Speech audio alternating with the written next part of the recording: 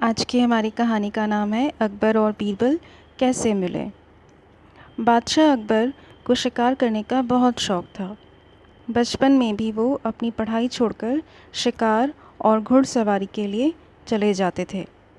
जब वो बड़े हुए तो अपने सारे दरबारियों से भी ज़्यादा कुशल घुड़सवार हो गए और बहादुर शिकारी बन गए थे। एक दिन अकबर और उनके सैनिक एक शेर का पीछा कर रहे थे।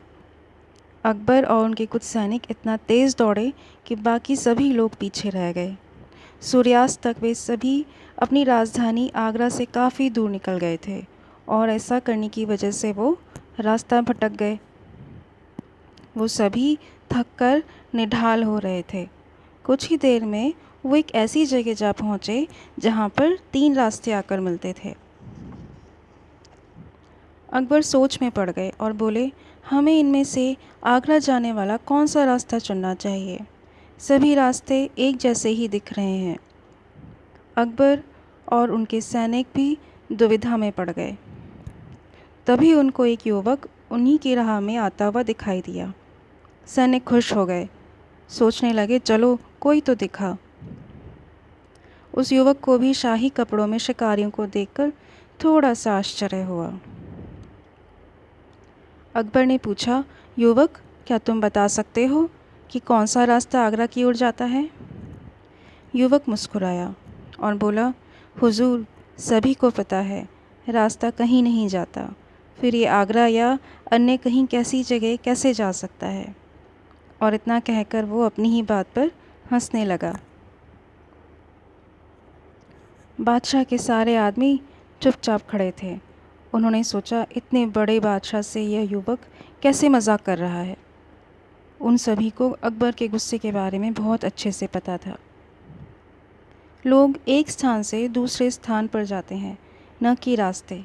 हाँ, रास्ते नहीं जाते, तुम बिल्कुल ठीक कहते हो, कहकर अकबर भी हंसने लगे और उनके सैनिक भी इसमें शामिल हो गए। तुम्हारा नाम क्या है? अकबर ने पूछा। महेश दास, वह बोला। और आपका क्या नाम है हुजूर? बादशाह ने अपनी उंगली से पन्नी की एक बड़ी सी अंगूठी उतारकर उस युवक को दी और कहा, तुम हिंदुस्तान के बादशाह अकबर से बात कर रहे हो।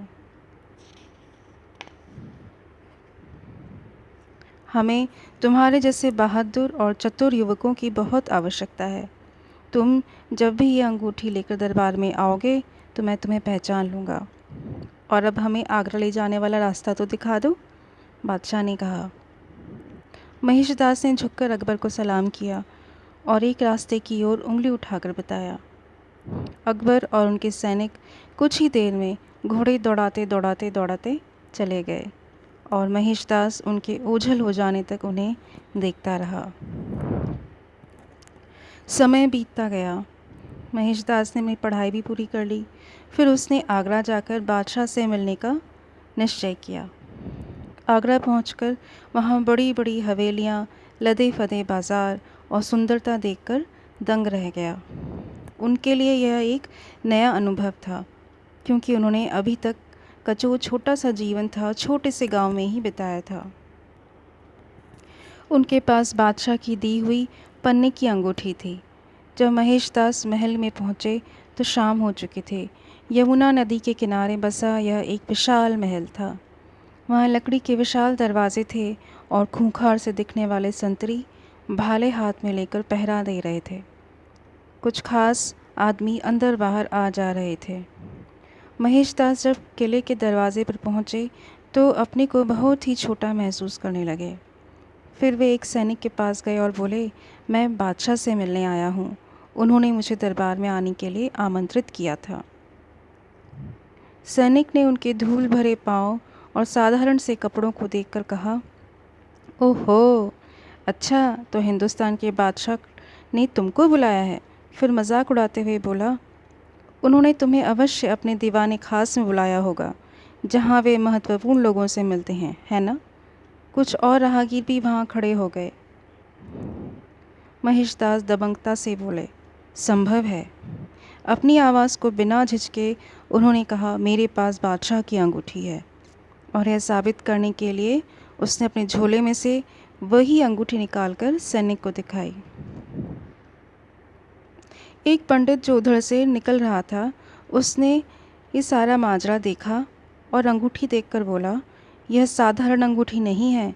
अच्छा होगा कि तुम इस युवक को बादशाह से मिलने जाने दो। तभी सैनिक बोला, ठीक है, मेरी एक शर्त है। जब तुम बादशाह से मिलोगे तो वो ज़रूर तुम्हें कुछ न कुछ भेंट देंगे और उस भेंट का आधा हिस्सा तुम्हें मुझे देना होगा। महेशदास एकदम राज़ी हो गए।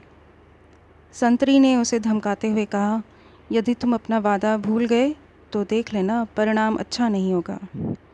महेशदास ने भी अपनी हामी भर दी, जी बिल्कुल नहीं भूलूंगा, और किले के अंदर चले गए। उस वक्त बादशाह दीवाने आम दरबार में बैठे थे। महल की दीवारों पर सुंदर नक्काशी की गई थी। महंगे कालीन फर्श की शोभा बढ़ा रहे थे। दीवाने आम राजसी वस्त्र पहने दरबारियों से भरा हुआ था। दूर महाराजा अकबर ऊंचे तख्तनुमा सिंहासन पर बैठे हुए थे। नीचे झुकते हुए महेशदास बादशाह की ओर बढ़े। सभी दरबारी उनको देखकर फुसफुसाने लगे, ये आदमी कौन है? तभी बादशाह ने ऊपर निगाह उठाकर देखा और तुरंत पहचान गए। उन्होंने उसे आगे आने के लिए कहा। बादशाह बोले, मुझे तुम बहुत अच्छे से याद हो महेशदास। मुझे बड़ी खुशी हुई कि तुम यहाँ आए। तुम जो चाहो मांग सकते हो, वह तुम्हें अवश्य मिलेगा। महेशदास बोले, जहाँ पनाह, मैं चाहता हूँ कि आप मुझे 50 कोड़े लगाएं। तभी दरबारी हंसने लगे। बोले, लगता है तो कोई सरफिरा आ गया है। किंतु बादशाह उसके आत्मविश्वास से खुश हुए और बोले, इसके पूर्व कि मैं तुम्हारी ये इच्छा पूरी करूं, तुमको एक बात बतानी होगी। तुमने ऐसी अनोखी भेंट क्यों मांगी है? तभी महेशदास बोले, जहाँ पनाह, किले के बाहर जो संतरी पहरा दे रहे हैं, उन्होंने मुझे एक शर्त पर अंदर आने दिया है कि मैं जो भी भेंट आपसे लूँगा उसमें से आधा हिस्सा उसे दे दूँगा। मैं चाहता हूँ कि आप 25 कोड़े मुझे लगाएं और 25 कोड़े उस संतरी को भी लगाएं। सुनकर अकबर सारा माजरा समझ गए। गुस्से से आग बबूला हो गए और चिल्लाते हुए बोले, क्या एक संतरी हमारे कायदे व उसूल तोड़ेगा? उसे तुरंत मेरे सामने हाजिर करो।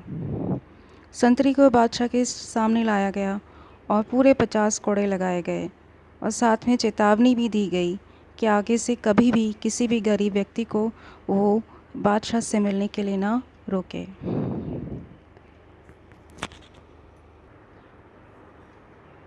बादशाह महेशदास की तत्परता, बुद्धि कौशल से इतने प्रभावित हुए कि उन्होंने उन्हें दरबार में एक स्थान दिया और राजा बीरबल का नाम देकर सम्मानित किया। इसी तरह बीरबल अकबर के दरबार का हिस्सा बन गए।